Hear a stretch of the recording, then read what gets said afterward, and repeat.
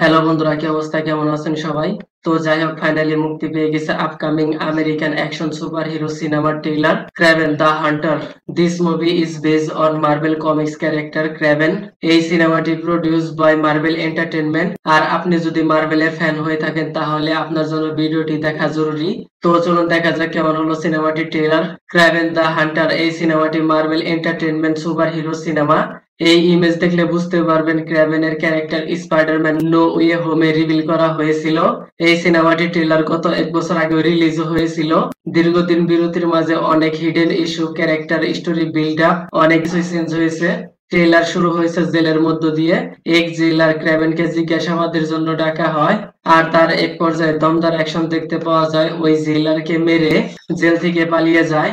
কিছু পুলিশ তার পিছু নেয়। ক্রাভেনকে বরফের মাঝে দৌড়াতে দেখা যায়। এক পর্যায়ে নেকড়ে জানোয়ার এসে ক্রাভেনকে উপকার করে পুলিশকে মেরে ফেলে। এই সিন খুবই ভয়ঙ্কর।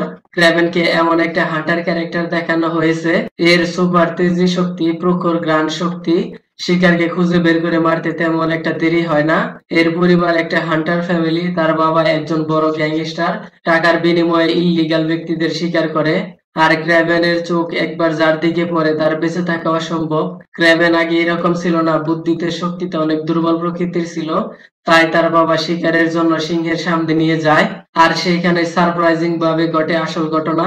সিংহের আঘাতের কারণে এক ফোঁটা ব্লাড তার শরীরের ভিতরে চলে যায়।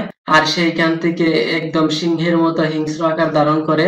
জঙ্গলের মাঝে শিকার করা কি ব্রুটাল অ্যাকশন রে ভাই! Super CGI, cinematography, visual action খুবই অসাধারণ। আর এই সিন দেখলে আপনার শরীরের লোম দাঁড়িয়ে যাবে। আর অপরদিকে আছে সিনেমার ভিলেন রাইনো। খুবই হিংস্র দানব আকৃতির দেখানো হয়েছে।